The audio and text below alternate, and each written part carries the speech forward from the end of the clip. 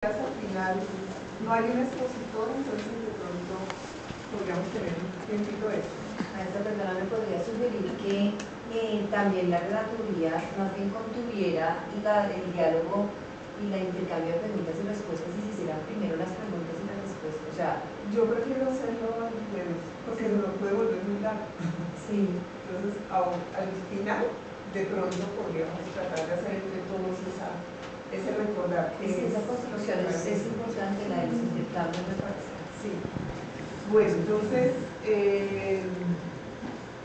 fue una forma de clasificación de poner todo girando en torno al tema de género. Cuando leí la de John, que fue la última que leí, me pregunté si había sido correcto ponerlo allí, pero después dije que había sido tremendamente afortunado que quedara allí, y en la última lectura sobre eso.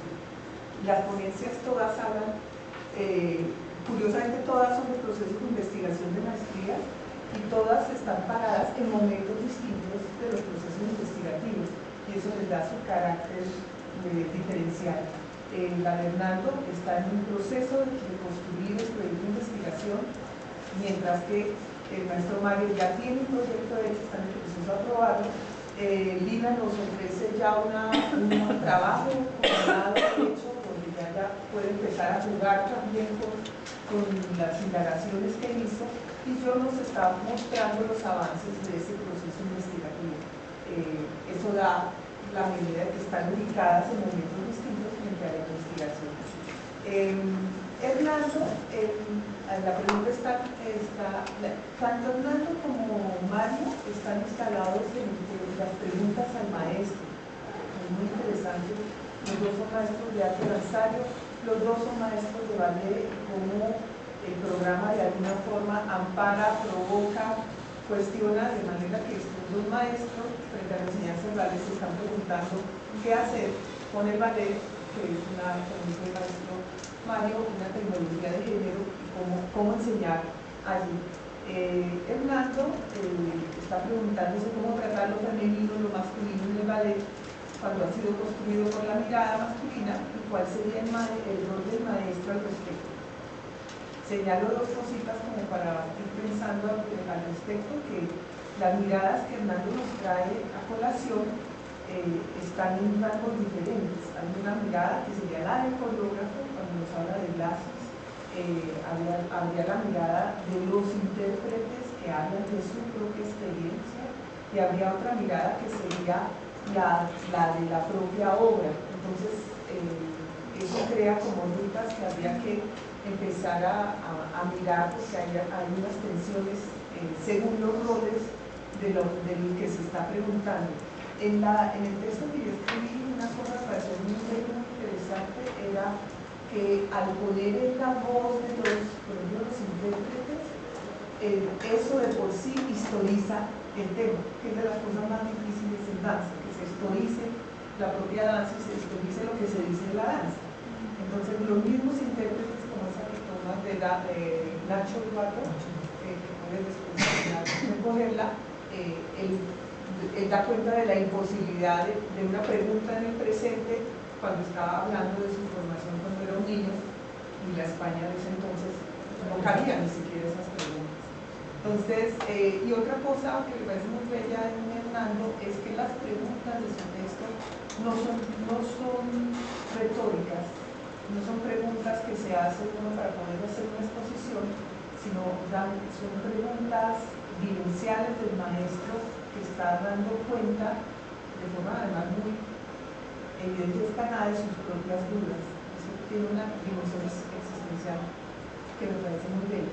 El maestro Mario siento que hace un diálogo con los estudios de género fundamentalmente, y un reclamo a esos estudios que aún las formas de entender las masculinidades resultan estrechas, y la necesidad o la oportunidad de la danza de poder abrirle una ruta o nuevas formas de interpretar y de mirar el tema.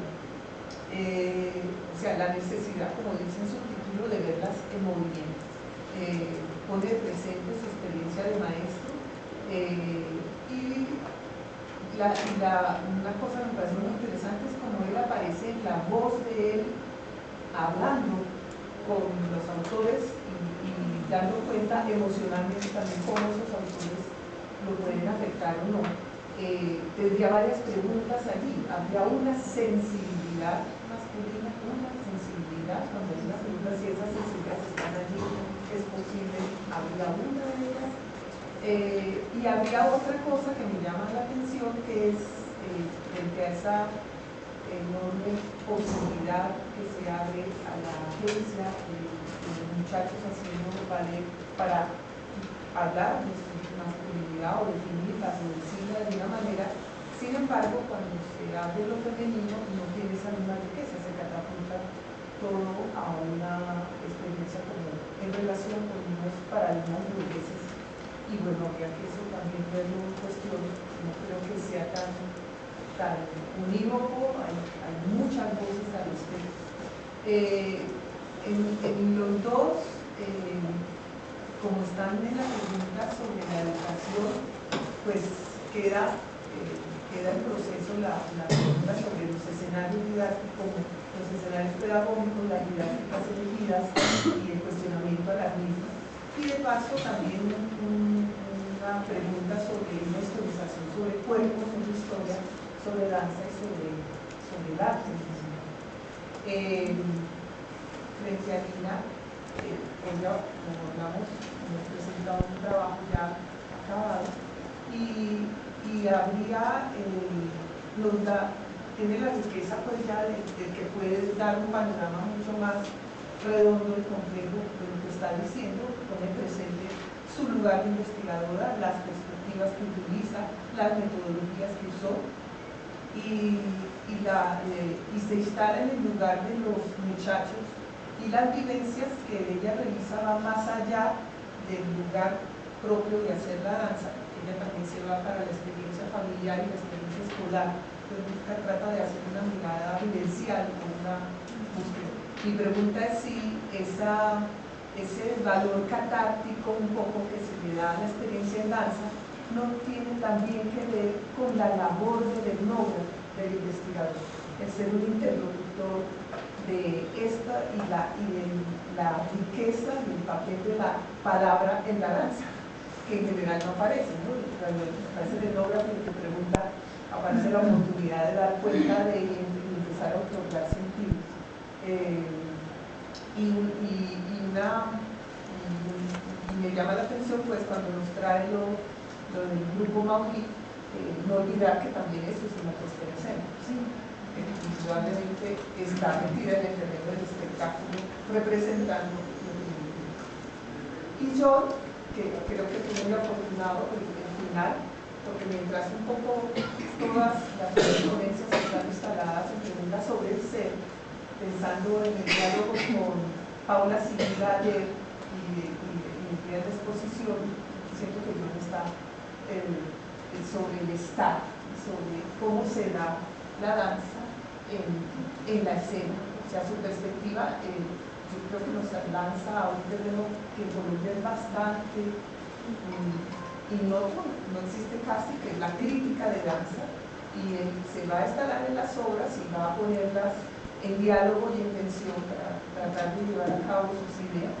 Y lo que me parece muy interesante que lo que nos arroja al final es como ese cuestionamiento de esa mirada masculina que se siente tan